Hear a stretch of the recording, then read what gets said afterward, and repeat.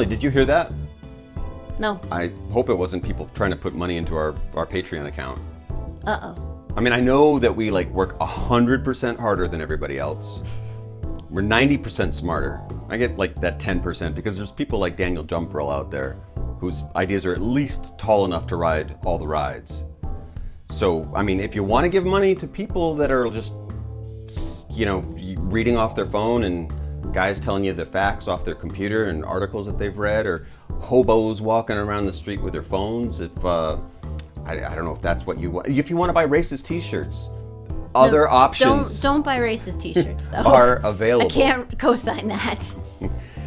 But this is a sketchbook, an idea pad that you and I are working on. So we don't really, I mean, why would we ask you to pay for our sketchbook? Right? Right. I mean, just give us subscriptions. If you're ready for a better idea, a better conversation, above the line, that's where we're at. Subscribe, like, bell. All that.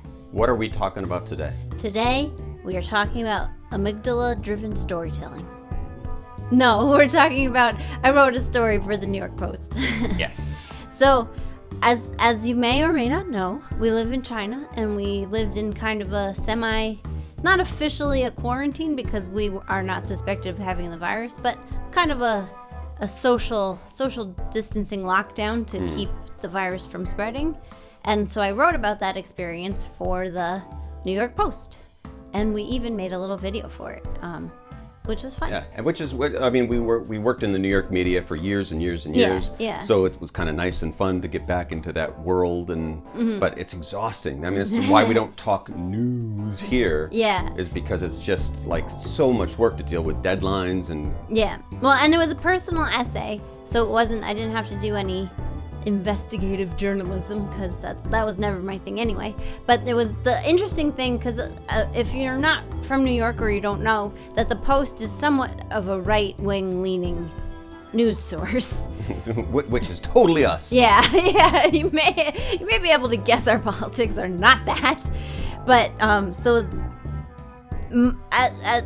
if you've watched us at all, our take on it is that it's, don't be racist and we'll get through it. I don't know if one follows the other, but maybe it does. Maybe. Stop being racist and we'll get through it. And also, I'm not scared is my big thing. Like, don't. I'm scared of racists. I'm scared of racists. Oh. Don't panic, though, was my big message for the world. And they definitely, through the editing process, sent some probing questions of like, do you know anyone who went to the hospital? Aren't you scared to go to a Chinese hospital? How many people died in your town? Because this is just to give that it started like a week before we were really winding down and getting ready to come out. That New York was just, hey, what's going on? Yeah, and the then by timing the time, is like a very strange. Like, right. Publishing it at the point of where they're like, holy fuck, what's going on? Yeah, and we're like, we're allowed outside now. Yeah. We've been fine for a couple of days. But then, like, the answers to their questions are like, no, nobody died in my town. No, I don't know anyone who went to the hospital because only 24 people in Luzhou got infected. And I'm not scared of the Chinese hospital. I would prefer not to go back, but we've been. So, like, having coronavirus, I don't want to say it's a piece of cake. It doesn't sound fun, but it sounds like an easier treatment than what Peter had to go through when he was in the hospital. So, like, I wasn't, like, trying to be such a nudge, but it was like, no, I don't have exciting things to tell you that are fear-mongering, which is possibly why it's an online exclusive and not actually in the paper.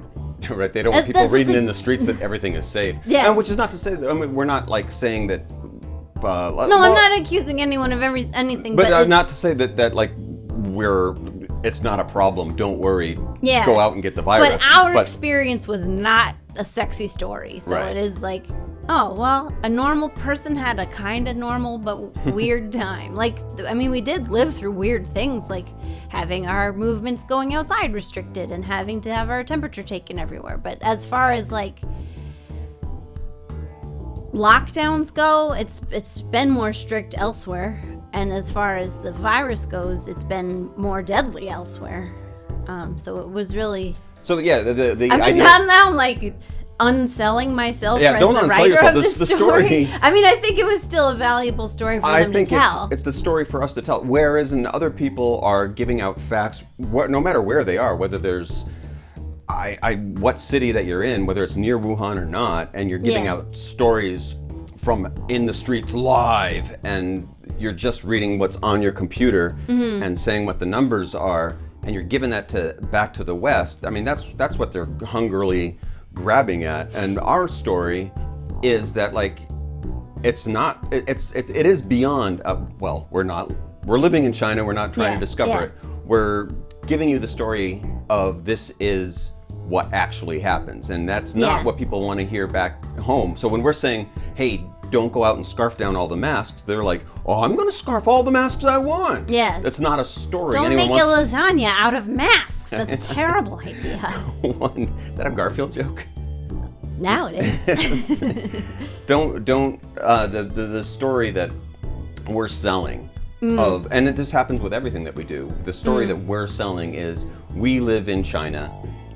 We're not actually trying with to, like, bemused caution. yeah, we're investing. Like, I don't know shit about. We've been here for 8 years. I don't know anything. Like, I mean, I know more than somebody who's been here than 5 or 2 or 1. Yeah. Maybe. I mean, I don't know, but like, I mean, that's to the time of Socrates, of like, the wise man admits what he knows is nothing. Right. I mean, I don't think he said it like that. Well, he said it in Greek. Is how he said it. But like, that it is a wise thing to approach knowledge from a place of humility. But that actually doesn't sell so well. Right. It's not sexy, like you said. Yeah. And that's what, especially, I mean, again, we worked in New York newspapers. We know what people want is that when somebody comes to us with a story and they're like, you live in China? Give me the death toll. And we're like, death toll is... we had some curry. Yeah. Yeah, because not only like in Luzhou nobody died. In all of Sichuan province, 3 people died. So it is like, and I'll say this, I've been saying this so many times, but we just watched John Oliver last night, and he did this too, that people are conflating the story of Wuhan and the story of China. Wuhan is still experiencing a crisis. I don't know that I'd ever call what we went through a crisis. It was weird. Well, I mean, this is like, it is a philosophical crisis when you're asking, like, why are we here, and why? Because and why do viruses exist? When people are talking about, like, well, what are we going to do back home in America or anywhere in the West? So, like, no one's going to sit for a quarantine for a week, a month, or whatever. Right. For us to go, what does that mean? And we see people, even again on John Oliver, he shows like the speaker boxes out front telling people that they have to stay in, and when you put it that way, it does actually seem scarier than some of the telling. And I feel like this happened with my post story too, of like, it unfolded for us quite gradually. Like, the regulations stepped up over the course of like a week or 2, and so at no point did it ever feel like what's happening to us is insane. But I think there is an aspect, and maybe you are also experiencing this as you watch us, of like, when we describe what we're doing, like, it does sound a little bit crazy. And that is, I mean, what are we doing is always the question that we ask. I mean, we didn't sell all of our stuff and move to China nearly a decade ago because we wanted a normal life. So, like, when we're in a situation that is like, hey, do you realize your rights are being taken away from you? We're like, we gave our rights away when we came here. Like, we do what we have to do. We're playing by the rules of a country that isn't ours. So, like, I'm taking my shoes off when I go in the house. Like, it's what I need to. That's not so much a rule, but a custom. That's not your civil right to keep shoes on at all times. Lend me some poetry to this, please. So yeah, like, but that threw me off. When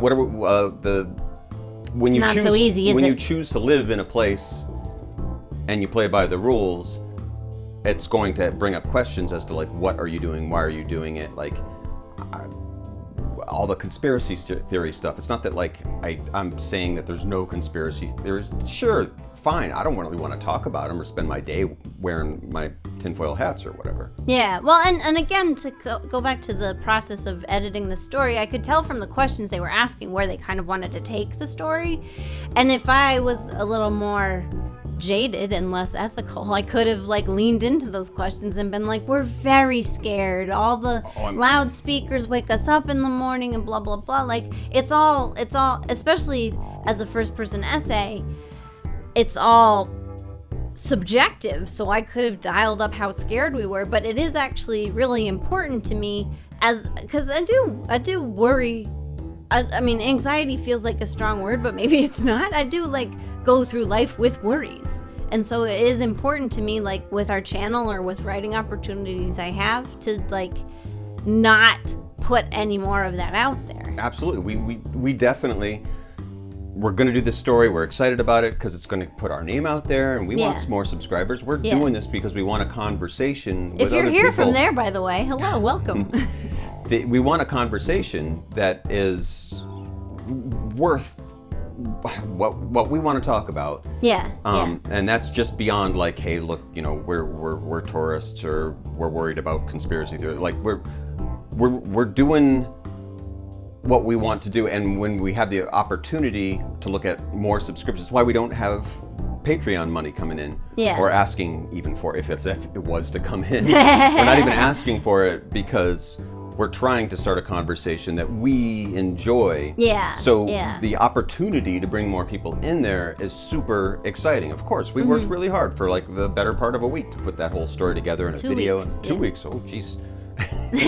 My, how time flies. The thing is that like, and we work in the media, or I have worked in the media, so we know how to like, we could have amped that up to be like super exciting, because why not have us back this week or the week after? Why not us be the correspondents? I could be your Lujo correspondent, but like I merit a first person essay about like what it's like to live under restrictions. I do not merit live updates from this small town. Right, but they don't know where Lujo is, so we could just like wander around. We could just sit on the computer all day long, gather facts that we're getting from the government and the phone and conspiracy theories, and cast them in the scariest light. Right, because you do have the ability to have that voice. Yeah, because it's also known, both like from a neuroscience knows this and marketing knows this, is that like people respond to fear. People click on YouTube videos that make them scared or disgusted or angry. There's the amygdala for you.